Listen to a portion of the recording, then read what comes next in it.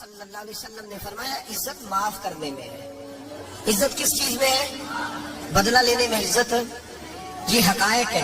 عزت بدلہ لینے، جس نے ایک تھپڑ کے جواب میں دو مارے وہ باعزت نہیں، بلکہ مسند امام محمد بن حنبل پڑھی، حضرت موسیٰ علیہ السلام کوہ طور پہ کھڑے، میرے رسول پاک علیہ السلام فرماتے ہیں جناب موسیٰ علیہ السلام نے اللہ کی بارگاہ میں عرض کیا، اے اللہ ساری دنیا کہتی ہے ہم عزت والے ہیں، ہم عزت والے، من آنسو عبادہ کا یا اللہ، اے اللہ تو بتا تیرے بندوں میں عزت والا کون ہے؟ حضرت موسیٰ کہتے ہیں رب کریم نے فرمایا اذا قدر غفرا، جس کے پاس بدلہ لینے کی طاقت ہو پھر بھی معاف کرتے وہ بڑی عزت والا ہوا کرتا ہے۔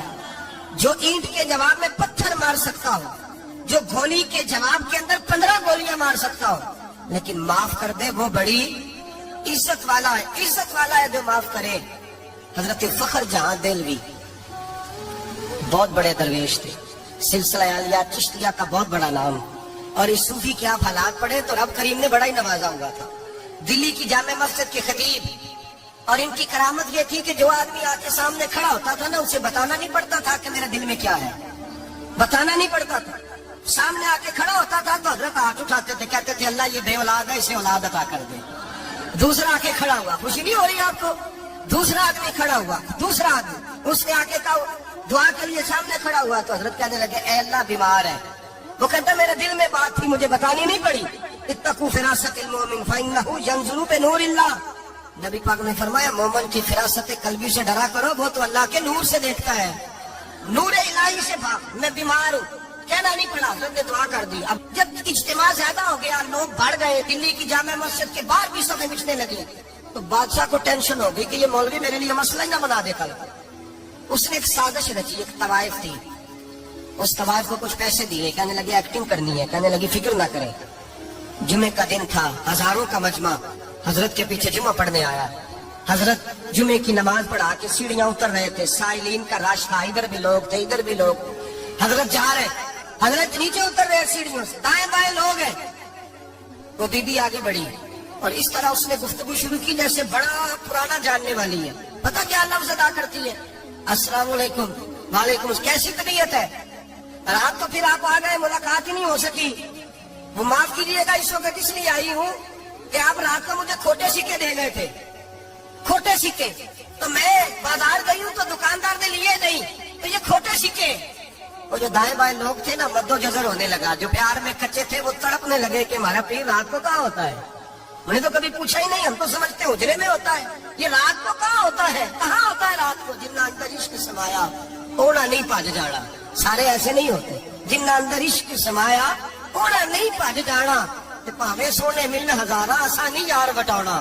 کچھ تو کھڑے تھے کہنے لگے جو مرضی بھی ہو جائے، جو ہم نے دیکھا وہ دیکھ ہی کوئی نہیں سکتا، کوئی جو مرضی، کچھ مد و جزر کا شکار ہے، حالات بدلنے لگے۔ اب وہ بی بی اس طرح گفتگو کر رہی ہے جیسے بڑی پرانی جاننے والی ہے، کہنے لگی کھوٹے سکے دے گئے تھے، دکاندار نے لیے نہیں۔ حضرت کے چہرے پہ کوئی شکن نہیں آیا، آپ نے اپنا ہاتھ اٹھایا، جیب میں ڈالا، الٹا پیسے نکالے اور سیدھا ہاتھ اس بی بی کے سر پہ رکھا، کہنے لگے بیٹی فکر والی بات کوئی نہیں، تم مجھ سے اصلی سکے لے جا، جا اصلی سکے لے جا، تیرا کام ہو جائے، اور فکر نہ کرنا، پھر بھی ضرورت پڑے گا تو آ جانا، میں اصلی سکے دے دوں گا۔ یہ لفظ کہہ کے حضرت نیچے اترے تو وہ دوڑی ہوئی آئی، پلٹ کے آئی، پیروں میں بیٹھی، کہنے لگی بابا تو کس مٹی کا بنا ہے، کس نور سے تیری تخلیق ہوئی ہے، کس حسین مزاج کا تو مالک ہے؟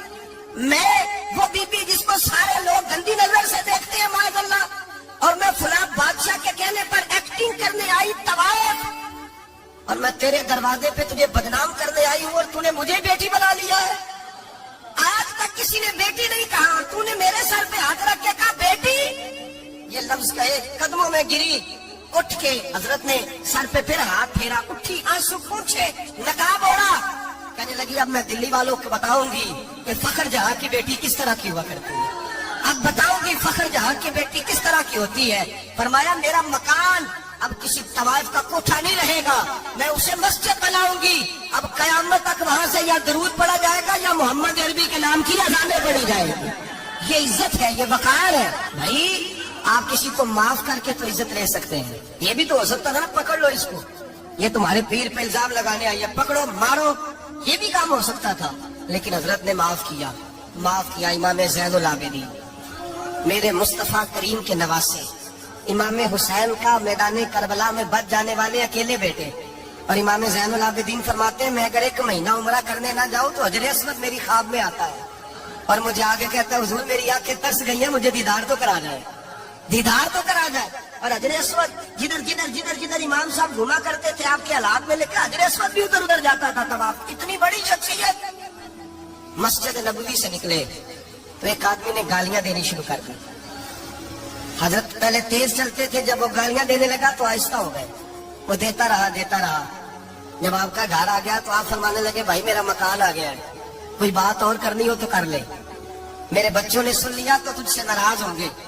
اور پھر وہ شخص کہتا جب یہ لفظ کہے نا تو مجھ پہ سختہ طاری ہو گیا, یہ کیا کہہ رہے ہیں, ہم تو دشمن کو بھی پاکیزہ سزا دیتے ہیں, یہ کیا کہہ رہے ہیں. حضرت نے کہا کوئی بات کرنی ہو تو کر لے, میرا مکان آ گیا ہے. وہ کہتا میں اس بات پہ بھی سختے میں تھا. تھوڑی دیر گزری تو فرمانے لگے بھائی ابھی تو نے میرے وہ ایپ بیان کی ہے جن کا تجھے پتا تھا, میرے اندر تو اور بڑیاں کوتاہیاں پائی جاتی ہیں, اور بڑیاں کمیاں. بڑی پتہ سارا ہے سردار نے کیتیاں تھا, من نانم کے من دانم. تجھے کیا پتا میرے تو بڑے ایپ چھپے ہوئے ہیں. وہ شخص کہتا ہے مجھ پر دوسرا بم گرا تو پاک محبوب کا پاک نواسا پاک فاطمہ کے پاک پوتے اندر گئے. کہنے لگے ٹھہر جا, جانا نا. رک میں آیا, کہتے اندر گئے, 1 بوتل سرکے کھلائے, 1 بوتل شہد کھلائے, 5 کلو کھجورے لائے, میرے ہاتھ میں تھمائی. کہنے لگے تحفہ ہے. کہتے میں اب تو ماری گیا. میں نے کہا حضور یہ کیا ہے سارا کچھ, میں گالیاں دے رہا تھا. آپ فرمانے لگے جو تو کرنا تھا وہ تیرا کردار ہے اور یہ جو میں نے کیا ہے یہ میرا کردار ہے. اس لیے کہ میرے دادا مولا علی شیر خدا حل عطا مشکل کشا حضرت علی نے نصیحت فرمائی تھی کہ بیٹا جو گھر آئے وہ خالی ہاتھ نہیں جانا چاہیے, جو دروازے پہ آئے وہ خالی ہاتھ نہیں جانا چاہیے. حضرت پیچھے پلٹے تو وہ پیروں پہ بیٹھ گیا. کہنے لگا حضور میں نے حسین کو نہیں دیکھا, میں نے علی فاطمہ کو نہیں دیکھا, میں نے مصطفیٰ کو نہیں دیکھا, پر آپ کو دیکھ کے لگتا ہے کہ ان کے اخلاق کتنے اعلیٰ ہو گئے, کتنے اعلیٰ ہو گئے. میں لعنت بھیجتا ہوں اس پر جس نے مجھے کہا تھا کہ زین العابدین کو برا کہو.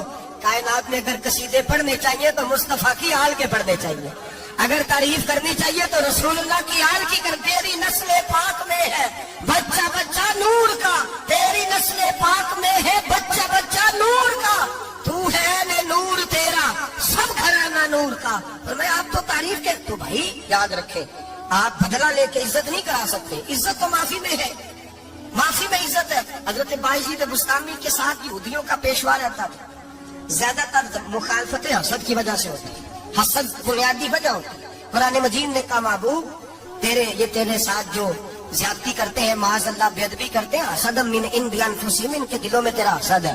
حسد بنیادی وجہ ہے اختلاف, حسد ہوتا ہے جو وجہ بنتا ہے. حضرت بایزید بستامی کے پڑوس میں یہودیوں کا پیشوا رہتا تھا, آپ کی مخالفت کرتا, ساری زندگی اس نے مخالفت کی. یہودیوں سے بڑا مانتے تھے, اس سے کوئی غلطی ہو گئی سارے اسے چھوڑ گئے. پہلے رئیس اعظم ہوتا تھا پھر غریب ہو گیا. ایک دن حضرت بایزید بستامی گھر آئے تو بچے کے رونے کی آواز آئی. زوجہ سے پوچھنے لگے اس کا بچہ کیوں روتا ہے, تو کہنے لگی آپ کو پتہ ہے نا اب لوگ اسے چھوڑ گئے تو گھر میں دیا نہیں جلتا, بچہ چھوٹا ہے اندھیرے میں روتا ہے. رات گہری ہو گئی تو حضرت بایزید نے اپنے گھر سے دیا اٹھایا, اپنے گھر سے دروازے پہ دستک دی. وہ باہر آیا تو جناب بایزید کا انداز کیا ہے, اس نے مخالفت کی زندگی بھر. انداز کیا ہے, باہر آتے ہی نا آپ فوراً اس کو بولنے نہیں دیا. کہنے لگا بھائی سن لے, میں پہلے بھی آ سکتا تھا, دیر سے اس لیے آیا ہوں کہ گلیاں سنسان ہو جائے, لوگ سو جائے. تجھے اور مجھے کوئی نہیں دیکھ رہا ہے کہ میں ہوں دوسرا تو ہے, اور تو مجھے اچھی طرح جانتا ہے. بایزید وہ نہیں کہ جو نیکی کرے گا اور دنیا کو بتائے گا, میں تیرا راز بھی رکھوں گا. اور بچے تو معصوم ہوتے ہیں نا. فرمایا میرے بڑے ہو گئے تیرے چھوٹے ہیں, یہ پکڑ لے دیا گھر میں لے جا, اور میرا وعدہ ہے کسی کو ساری زندگی اس نے مخالفت کی. وہ شخص کہتا ہے مجھے بولنے کا موقع نہ دیا, دیا دے کے چلے گئے. اگلی شام پھر آئی, رات گہری ہوئی تو پھر دروازے پہ دستک ہوئی. میں باہر گیا, نیا چراغ نئی بتی نیا دیا. کہنے لگے دیکھ کوئی نہیں دیکھ رہا, میں اس وقت آیا ہوں جب تنہائی ہو, اور تو مجھے جانتا ہے میں غلط بات بھی نہیں کرتا, یہ دیا رکھ لے, میں کسی کو بتاؤں گا بھی نہیں. کہتے چلے گئے. تیسرا دن آیا تو وہ یہودی کہتا ہے میرے صبر کا بندھن ٹوٹ گیا, میں ٹوٹ گیا. ان کی نیکی نے مجھے خرید لیا, ان کے معاف کرنے نے ان کی عزت میرے دل میری روح میں بڑھا دی. कहते जब दरवाजे पर दस्तक दी, मैं बाहर आया, उन्होंने दिया थमाया, कहने लगे देख भी कोई नहीं रहा, और तू मुझे जानता है, मैं मुस्तफा का गुलाम हूं, मैं झूठ भी नहीं बोलता, मैं बताऊंगा भी नहीं, तेरा राज रखूंगा। कहते उन्होंने दिया तो उस यहूदी पेशवा ने शोर मचाना शुरू किया, कहने लगा मुसलमानों बाहर निकलो, यहूदियों बाहर आओ, ईसाइयों बाहर आओ। शोर मच गया, लोग छतों पे चढ़ गए, क्या हुआ क्या हुआ? कहने लगा ये बायजीद है, मैं यहूदियों का पेशवा हूँ, मैंने सारी जिंदगी झूठे इल्जाम लगाए, सारी जिंदगी इसको बदनाम करने का हर हरबा इस्तेमाल किया, जो मुझसे बन सकता था मैंने किया। और ये अजीब शख्स है, ये परसों भी मुझे दिया दे गया है, आज भी दे गया है, कल भी दे गया है, मैं सारी जिंदगी इसे रुलाता रहा, और इसने मेरा छोटा सा बच्चा भी मेरे बच्चे का रोना भी इससे बर्दाश्त नहीं हुआ। मैं तुम सबको गवाह बना के कहता हूँ, मैं झूठा हूँ, बायजीद सच्चे हैं, इनका मजहब भी सच्चा है, कुरान भी सच्चा है, इस्लाम भी सच्चा है, और जिस मुस्तफा का ये कलमा पढ़ते हैं वो महबूब भी बड़ा सच्चा है, ये सच्चे दीन के मानने वाले हैं। कहने लगे मैं तुम्हें गवाह बना के मुस्तफा का कलमा पढ़ता हूँ और तुम्हें बताता हूँ कि आओ सारे दरे रसूल पे झुक जाए। भाई याद रखे, समझे, गौर करे, इज्जत दरगुजर से, अब इस पर मैं ज्यादा बात नहीं कर सकता, इज्जत दरगुजर से मिलेगी। एक तो आपको इज्जत आजिज़ी से मिलेगी, तकबीर से मिलेगी, इज्जत दरगुजर से मिलेगी, इज्जत कनात से मिलेगी, इज्जत कम बोलने से मिलेगी। और अगर ज्यादा इज्जत लेनी है और इज्जत इतनी लेनी है कि छा जाओ दुनिया में, अगर छा जाने का शौक हो ना, तो फिर रब फरमाता है मेरे मुस्तफा की गुलामी कर लो, फिर मेरे नबी की हो जाओ। कुल इन कुंतुम तुहिब्बूनल्लाह फत्तबिऊनी युहबिबकुमुल्लाह, फरमाया तुम मेरे नबी के हो जाओ, दुनिया भी तुम्हारी और दुनिया बनाने वाला खुदा भी तुम्हारा हो जाएगा। तुम मेरे गुलामी मुस्तफा में इज्जत है, रसूलुल्लाह की नौकरी में, और कसम अल्लाह की बड़ी इज्जत है, बड़ी इज्जत है, बड़ा वकार है, बड़ा प्यार, बड़ा हुस्न है, बड़ी रानाई, बड़ा ठहराव है। यार वो जो लोग कहते हैं ना मैं पता नहीं कौन हूँ, कहाँ का रहने वाला हूँ, यार नहीं लोग पूछते तू कौन था, तेरी बरादरी क्या है, तू कहाँ का है, नहीं पूछते। तेरे लबों पे अगर जिक्र मुस्तफा है तो दुनिया तेरी गुलाम है, अगर तू हुजूर का है तो फिर सारे दामन मुस्तफा से जो भी लिपटा वो यगाना हो गया, और जिसके हुजूर हो गए उसका जमाना हो गया, जिसके हुजूर हो गए उसका। इकबाल कहते हैं कुव्वत इश्क से हर पस्त को बाला कर दे, और दहर में इसमें मोहम्मद से उजाला कर दे। की मोहम्मद से वफा तूने तो हम तेरे, की मोहम्मद से वफा तूने तो हम तेरे, ये जहाँ चीज है क्या लौह कलम तेरे। रसूलुल्लाह की गुलामी इज्जत देती है, नबी पाक की नौकरी, अल्लाह करे आप बोल पड़े आमीन कहना, नबी पाक की गुलामी इज्जत है, हुजूर की गुलामी। यार बंदा बिल्कुल बेअमल हो ना, बिल्कुल, तो मेरी तरह दाढ़ी रख के पगड़ी बांध के बस में भी चढ़ जाए तो कई लोग सीटें खाली कर देते हैं, कहते हैं बुजुर्गों यहाँ आ जाए, हजरत जी यहाँ आ जाए, तो फिर इज्जत किस चीज की हुई? सुन्नत मुस्तफा की हुई ना, फिर इज्जत नबी पाक की सुन्नत की हुई ना, वकार की हुई ना। एक साहब, एक बच्चे ने दाढ़ी रख ली तो मुझे आके कहने लगे हजरत जी लोग बड़े बड़े लकब देने लगे हैं। मैंने कहा क्या? कोई कहता है हजरत साहब, कोई कहता है कारी साहब, कोई कहता है हाफिज साहब, कोई कहता है अल्लामा साहब। तो मैंने कहा तेरी मौज नहीं बन गई, 4 सालों में हिफज होता है, तुझे मुफ्त का लकब मिल गया है, फिर निजामी 8 साल में होता है, मुफ्त का अल्लामा बन गया है, तुझे वकार नहीं दे दिया अल्लाह ताला ने। इज्जत मेरे आला हजरत फरमाते हैं इज्जत दरे रसूल पे, इज्जत हुजूर की। आला हजरत ने एक बात लिखी है बड़ी कीमती, और मैं ना जब कभी परेशान होता हूँ ना तो मैं ये वाली बात खोल के पढ़ता हूँ आला हजरत, ये बात ढारस बंधाती है, ढारस तवानाई देती है, पूरा मजमून बांधा है। आला हजरत कहते बेरुपिया था मदारी, रूप बदल बदल के दिखाया करता था, बादशाहों से इनाम लेता था।